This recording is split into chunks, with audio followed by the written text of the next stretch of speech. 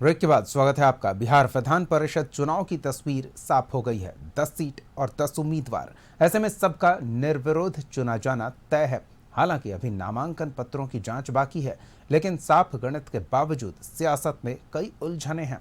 किसी को उम्मीदवार नहीं बनाए जाने से मंत्री पद को लेकर कयास लगाए जाने लगे हैं, तो किसी को उम्मीदवार बनाए जाने पर सवाल उठाए जाने लगे हैं। देखिए क्या चल रहा। बिहार विधान परिषद की 10 सीटों के लिए उम्मीदवारों ने नामांकन कर दिया है। इनमें एनडीए के 9 उम्मीदवार हैं।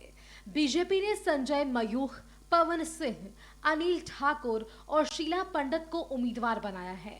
वहीं जेडीयू कोटे से निशांत, भारती मेहता, शिवरानी देवी और ललन प्रसाद उम्मीदवार बनाए गए हैं, जबकि एलजेपी से अशरफ अंसारी को उम्मीदवार बनाया गया। वहीं आरजेडी की तरफ से सुनील सिंह उम्मीदवार हैं। सभी उम्मीदवारों ने नामांकन का पर्चा भर दिया है और उम्मीदवार बनाने के लिए पार्टी नेतृत्व को धन्यवाद दिया है। निशान जी, आज आपने नॉमिनेशन फाइल कर लिया है, क्या कहेंगे निशान जी? पार्टी ने जो विश्वास किया है, उसके लिए मैं धन्यवाद देता हूँ। जो भी विश्वास पार्टी ने किया उसको खराब करने की कोशिश करूँगा। जो पिताजी ने जो समृद्ध बिहार, विकसित बिहार का सपना देखा है, उसे पूरा करूँगा।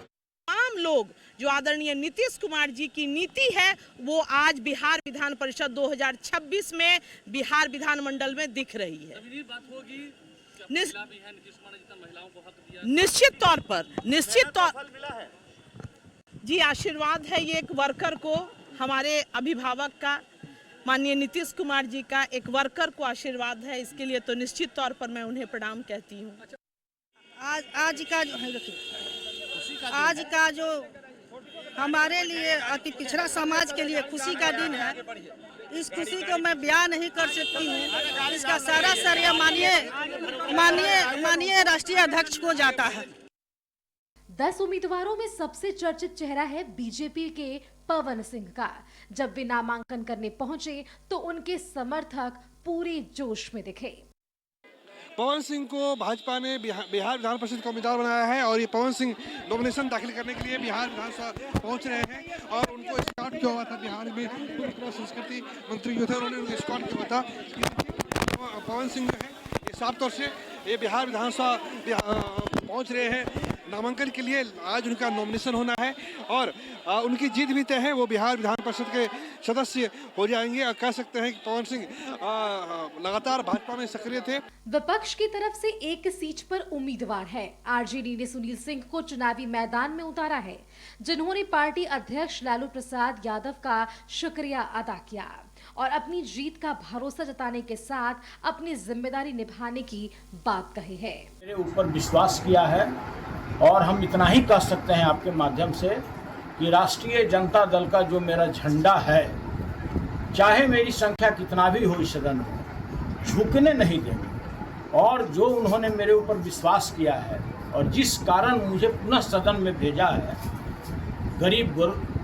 गरीबों की बात करने के लिए, किसानों की बात करने के लिए, जो हमारे बेरोजगार लोग हैं उनकी बात करने के लिए, हम आपके माध्यम से सभी बिहार की जनता को ये वादा करते हैं कि जो मेरे नेता ने मेरे ऊपर विश्वास किया है 100% मैं खरा उतरूंगा। चुनाव में जिस एक नाम की चर्चा हो रही है वो है दीपक प्रकाश की, जिन्हें किसी सदन का सदस्य बनाए बगैर ही मंत्री बनाया गया था। कयास ये लगाए जा रहे थे कि उन्हें एमएलसी बनाया जा सकता है, लेकिन एनडीए उम्मीदवारों की लिस्ट में उनका नाम शामिल नहीं है। इसके बाद दीपक प्रकाश ने सोशल मीडिया प्रोफाइल बायो से मंत्री हटा दिया है और उसकी जगह सिर्फ पॉलिटिशियन ही लिखा है। जब इस बारे में मंत्री श्रवण कुमार से पूछा गया तो उन्होंने गेंद बीजेपी के पाले में फेंक दिया। तो तय करना था भारतीय जनता पार्टी को, और भारतीय जनता पार्टी ने जब जो तय किया है उसके हिसाब से नामांकन हो रहा है और एनडीए के 8 उम्मीदवारों का नाम चयन कर दिया गया है और उसके हिसाब से कार्रवाई हो रही है। नॉमिनेशन चल रहा है और एक लोजपा के भी उम्मीदवार हैं, तो कुल मिलाकर के 9 उम्मीदवार एनडीए की तरफ से उतारे गए हैं और 10वां जो उम्मीदवार है वो विपक्ष। इधर लालू यादव की बेटी रोहिणी आचार्य ने बगैर नाम लिए आरजेडी उम्मीदवार पर सवाल उठाए। सोशल मीडिया पोस्ट में रोहिणी ने लिखा कि गुटबाजी, भीतरघात, विश्वासघात, मक्कारी जिसकी फितरत है और विरोधियों से जिसकी मिली भगत है, उसे कैसे उसके द्वारा उम्मीदवार बना दिया गया। रोहिणी ने नाम किसी का नहीं लिया, लेकिन निशाना कहाँ है ये साफ है। इस बीच नामांकन का वक्त खत्म हो चुका है। अभी नामांकन पत्रों की जांच और नाम वापसी का समय बाकी है। अगर सभी नामांकन पत्र वैध पाए जाते हैं और कोई उम्मीदवार नाम वापस नहीं लेता है तो सभी का निर्वाचन तय है। ब्यूरो रिपोर्ट, कशिश न्यूज।